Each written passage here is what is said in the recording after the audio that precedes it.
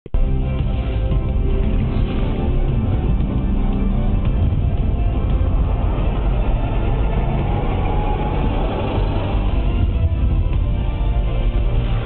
TV, independen, terpercaya.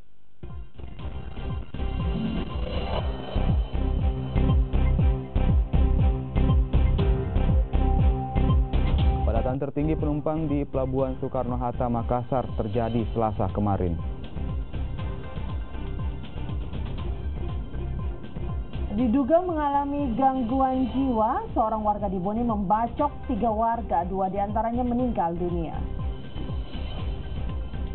1 juta lebih surat suara Pilkada Makassar telah tiba di Makassar.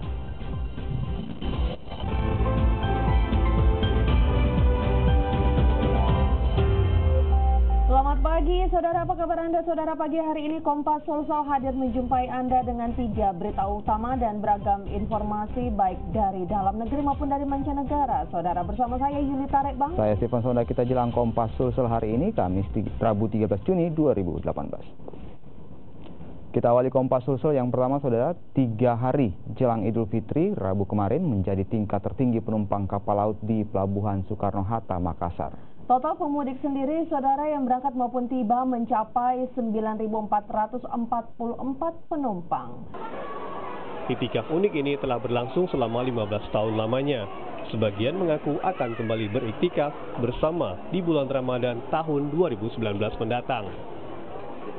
Fakih Maulidin, Jurnalisme Warga, Bandung. Ya, saudara, informasi tadi mengakhiri perjumpaan kita di Kompas Sulsel untuk edisi hari ini. Saya Yulita Rekbang. Saya Stefan Sondak mengucapkan terima kasih atas perhatian Anda. Sesaat lagi Anda dapat menyaksikan Sapa Sulsel. Selamat beraktivitas, sampai jumpa dan selamat pagi.